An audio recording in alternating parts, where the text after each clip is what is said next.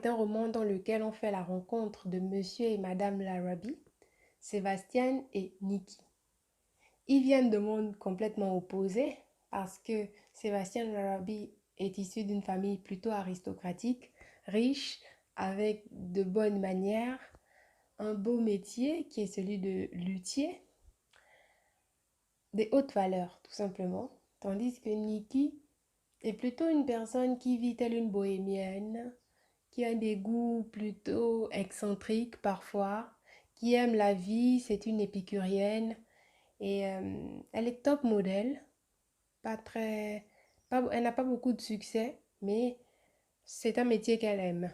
Elle est belle et c'est sans doute ce qui séduit tout de suite Sébastien, son côté excentrique et son côté divertissant, sans doute, exotique, on pourrait même dire, on pourrait même s'aventurer à dire. Il se marie malgré l'opposition de la famille de Sébastien, parce qu'évidemment, c'est bien connu, les personnes aristocratiques se marient entre elles, mais il se marie quand même, malgré les avertissements de sa famille et les oppositions de sa famille. Quelque temps plus tard, Nikki donne naissance à des jumeaux, Jérémie et Camille. Mais les parents sont confrontés à des difficultés, des incompréhensions en ce qui concerne l'éducation de leurs enfants. D'un côté, Sébastien veut pour ses enfants une éducation rigoureuse, stricte. Il veut choisir les écoles, les apprentissages, les enseignements. Il veut contrôler tout, surtout, de la vie de ses enfants, de bout en bout. Il ne veut pas leur laisser beaucoup de liberté pour qu'ils fassent ce qu'ils veulent, pas du tout. Pour lui, un enfant doit grandir dans un cadre strict pour devenir un être équilibré. Tandis que Nikki, elle est plutôt favorable à une éducation beaucoup plus laxiste, relâchée, avec la liberté comme principe fondateur de tout. Elle veut donner libre cours à l'expression de l'enfant en se disant qu'il saura s'auto-réguler et devenir une bonne personne par lui-même. Il est vrai qu'elle met quand même quelques limites, mais c'est plutôt relax. 7 ans plus tard, ça cause de grosses discordes dans le couple Arabi parce que cela ne peut plus continuer ainsi et il décide de divorcer pour cette raison.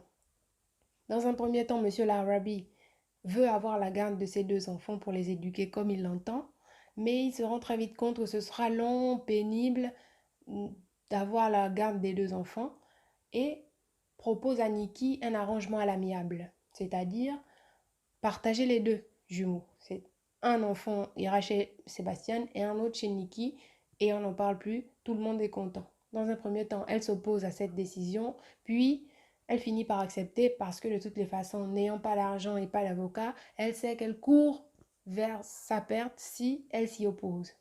Elle prend donc Jérémie le garçon, tandis que son mari prend Camille, la fille. Ils sont élevés et 7 ans plus tard, lorsqu'ils ont à peu près 14-15 ans, les jumeaux sont devenus ce que leurs parents voulaient à peu près qu'ils deviennent. De son côté, Camille est une jeune femme qui a de bonnes manières, elle est bien éduquée, elle apprend dans une école prestigieuse, elle fait du violon, elle prépare un concours de violon.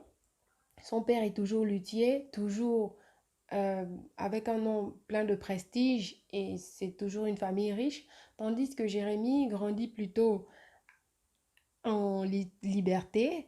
Il va à l'école, c'est vrai, mais il a une marge de manœuvre dans sa vie, dans la façon dont il veut la gérer, le choix de ses amis, euh, sa façon de s'habiller. Et voilà. Nikki elle-même est toujours mannequin, sans grand succès, mais elle a conservé quelque chose de ses charmes et elle est en couple avec un policier. Pendant toutes ces années durant lesquelles les enfants ont grandi un peu loin l'un de l'autre, les parents ne se sont pas rendus compte que leur divorce avait miné les deux enfants et que ceux-ci nourrissaient toujours au fond d'eux le désir de voir ou de revoir leurs parents ensemble, réunis. Jérémie décide donc de monter un stratagème digne d'un film épique et met en place son propre enlèvement. Il organise son propre kidnapping. Il fait croire donc à ses parents qu'il a été kidnappé et que ses jours sont en danger, ce qui est bien sûr faux. Progressivement, leur quête vers des informations pour retrouver leur fils va les mener dans différentes étapes qui vont, au lieu de les faire penser toujours à leur fils, va les ramener, bizarrement, leur périple va les ramener à leur mariage, à leur vie à deux, ce qu'ils ne comprendront pas. Par exemple, ils auront une étape où ils devront aller à Paris, Paris qui était la ville de leur lune de miel. Ils devront descendre dans un hôtel qui fait plus penser à un hôtel de lune de miel. Ils recevront des vêtements pour aller à une croisière pour amoureux. Pour toutes ces étapes, ils ne comprennent pas pourquoi la personne qui manigance tout cela veut les ramener vers des sentiments oubliés. Et petit à petit, ils se laissent prendre au jeu en se disant qu'ils vont peut-être récolter des indices qui les conduiront à leur fils.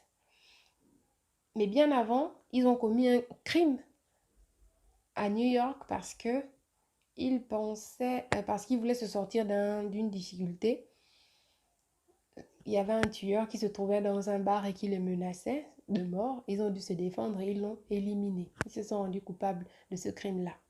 En France, ils ont fait leur parcours et sont arrivés à la conclusion heureuse que c'était leur fils qui leur jouait cette farce-là, mais que lui-même avait fini par se mettre dans de vrais ennuis.